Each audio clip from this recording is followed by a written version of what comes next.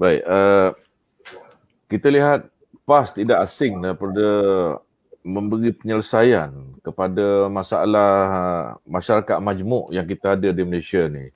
Sebagai contoh, kalau kita perhatikan salah seorang Presiden PAS yang lalu iaitu Dr. Burhanuddin Helmi pernah mencadangkan supaya komuniti Cina, komuniti India ni diberi gelaran Melayu. Sebab Melayu ni kata dia bukan kaitan dengan darah, tapi dia satu konsep supaya orang-orang yang bermaustating ke negara kita ni dapat diterima sebagai satu warga negara, iaitu warga negara Melayu. Jadi dalam kita berdepan dengan masalah masyarakat plural yang dicipta oleh British untuk sekian lama ni, Datuk Seri, bagaimana pandangan Datuk Seri dalam konteks untuk membawa perpaduan, khususnya bukan saja umat Melayu tetapi masyarakat di Malaysia tu secara keseluruhannya dari perspektif yang dianjurkan oleh Islam? Ya. Yang pertama, perlu dibetulkan bahawa Dr. Burhanuddin mempunyai satu pandangan tersendiri berdasarkan daripada Quran. Jadi maklumat itu tepat. Kebetulan saya mendekati Dr. Burhanuddin, dengar ceramah dia sikit sebanyak dan baca juga tulisan dia. Rakan-rakan universiti pun ada yang buat research tentang Dr. Burhanuddin. Memaklumkan kepada saya, maklumat semua jadi Melayu belaka itu tak betul. Kerana kita kena sedar, Quran menyatakan syu'uban wa qabaila li ta'arafu. Kami akan manusia itu berbagai bangsa, berbagai kaum, suku kaum supaya mereka bertaaruf, bermasyarakat madani. Kita nak hapuskan bangsa tak boleh. Apa boleh kita buat? Perpaduan ummah berbagai bangsa. Itu langkah yang perlu diambil.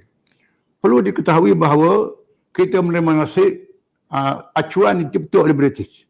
Dr. Burhanuddin menentang Jos Sulai.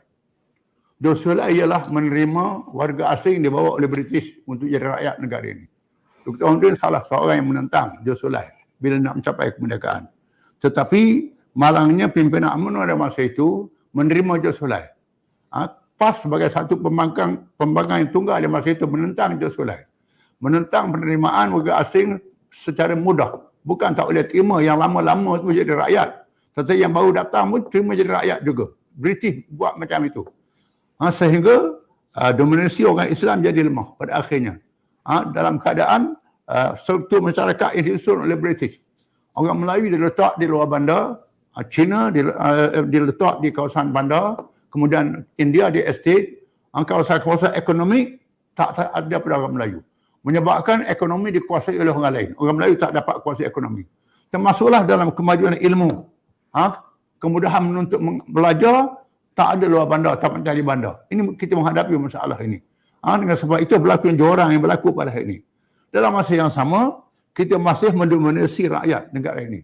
Yang penting ialah, apa yang saya sebut ialah, supaya kepimpinan Islam itu mesti diiktiraf oleh semua. Mesti memimpin negara ini orang Islam. Mesti. Dalam masa yang sama, kita menerima masyarakat majmuk. Dengan sebab itulah PAS menerima struktur perlembagaan LORED yang diasas oleh bapa kemerdekaan kita dan perjuangan kemerdekaan. Dr. Burhanuddin ada sama pada masa itu. Di mana perlembagaan kita berbeza dengan perlembagaan Indonesia, perlembagaan negara Arab sendiri. Perlembagaan Turki, sekular Turki lain. Malaysia meletakkan Islam agama persekutuan. Dalam masa yang sama membenarkan hak-hak agama lain. Kemudian hak Bumi Putera ada dalam perlembagaan Malaysia. Indonesia tak ada, negara lain tak ada. Ini ada. Hak kaum lain ada. Dengan sebab itu kita ambil asas perlembagaan. Yang penting ialah kita takrifkan Islam ikut takrif kita, bukan takrif religion. Ini sangat penting. Kita selesai realisasikan takrif itu saja. Dalam masa yang sama kita mengambil pendekatan mengajak kalangan bukan Islam yang menjadi hakikat supaya begitu. Kita tak boleh nak pergi kaum lain yang ada pada ini. Mereka menjadi sebahagian kita. Tak boleh halal balik. Tak boleh. Itu tak betul. Mesti sama dengan kita. Tetapi bagaimana tangani? Tangani ialah Islam memimpin adil untuk semua. Ini pendekatan kita ambil.